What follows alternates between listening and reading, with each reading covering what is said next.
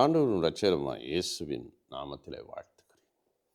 ஆதியாகமம் 12ஆம் அதிகாரத்தில் 2வது வசனத்தில், நான் உன்னை பெரிய ஜாதியாக்கி உன்னை ஆசீர்வதித்து உன் பெயரை பெருமைப்படுத்துவேன், நீ ஆசீர்வாதமாய் இருப்பாய். இந்த புதிய ஆண்டிலே பிரவேசித்திருக்கிற உங்களுக்கு ஒரு நம்பிக்கையை கொடுக்கிறார்.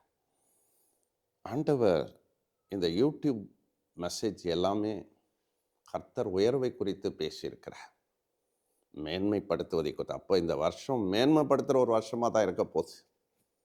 எல்லாரையும் ஆண்டவர் மேன்மைப்படுத்துவார். 2026 வருஷத்தில் அவருடைய பிள்ளைகளை மேன்மைப்படுத்த போகிறார். ஒரு நம்பிக்கையின் வருஷமாக இருக்க போகுது. ஆபிரகாமுக்கு ஒரு நம்பிக்கை பிறந்தது. இது ஆபிரகாமை ஆண்டவர் அழைச்சப்போ அவன் ஒன்றுமே இல்லாதவன். ஆனால் ஆண்டவர் அவனை பெரிய ஜாதியாக மாற்றினான். அது மட்டும் இல்லை, அவன் பேரை என்ன பண்ணார் ஆண்டவர்? பெருமைப்படுத்தினான். இன்னைக்கு உங்கள் பேரையும் பெருமைப்படுத்துவார். நீங்கள் அட்ரஸ் இல்லாமல் இருக்கலாம், உங்களுடைய யாருக்குமே தெரியாமல் இருக்கலாம், உங்கள் டேலண்ட் மறைஞ்சிருக்கலாம்.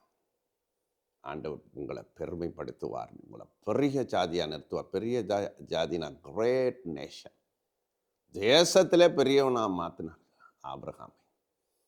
ஒரு சின்னவனாக இருந்தவனை, யாருக்குமே தெரியாதவனாக இருந்தவனை. ஆனால் இந்த 12வது அதிகாரத்தில் 1வது வசனத்தில் ஆண்டவர் சொல்லுகிறார், நீ கல்தேயர் தேசத்தை விட்டு உன் தகப்பன் வீட்டை விட்டு நான் காண்பிக்கும் தேசத்துக்கு போ, உன்னை நான் பெரிய ஜாதியாக்குவேன் என்று சொன்னான். அது ஒரு தகப்பன் வீடு என்று சொல்லும்போது அது சாபத்தின் வீடாக இருந்தது. ஆபிரகாமுடைய தகப்பனார் தேராக்கு பயங்கரமான ஒரு அக்கிரமக்காரர். அந்த குடும்பம் ஒரு சாபத்தின் குடும்பம். அப்படிப்பட்ட அந்த குடும்பத்திலிருந்து ஆபிரகாமை தேவன் தெரிந்து கொண்டார். ஆபிரகாமை கூப்பிட்டார், கல்தேய தேசத்தை விட்டு நீ வெளியே வா. இன்றைக்கு நீங்கள் நினைக்கலாம், இதே ஆசீர்வாதத்தை உங்கள் வாழ்க்கையிலும் கொடுக்க விரும்புகிறார். ஆனால் உங்கள் வாழ்க்கையில் இருக்கிற கல்தேயரை விட்டு வெளியே வரணும், பாவத்தை விட்டு வெளியே வரணும், உலகத்தின் இச்சைகளிலிருந்து வெளிவரணும், உலகத்திலே அடிமைப்பட்டு கிடக்கக்கூடாது, கெட்ட பழக்க வழக்கங்களுக்கு அடிமையாக இருக்கக்கூடாது. இன்னைக்கு நிறைய பேர் செல்ஃபோனுக்கு அடிமை. அதுலேருந்து வெளியே வாங்க,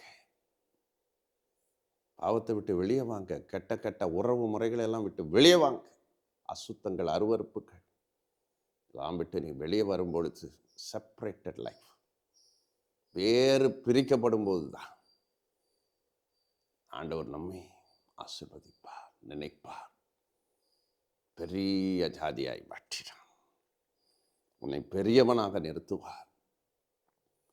நீ தேசத்தில் பெரியவனாக இருப்ப. நீங்கள் இருக்கிற இந்த பட்டணத்தில், எந்த பட்டணத்தில் இருக்கிறீங்களோ, எந்த தேசத்தில் இருக்கிறோம், உங்களை தான் டாப்பாக வைக்க போகிறேன்,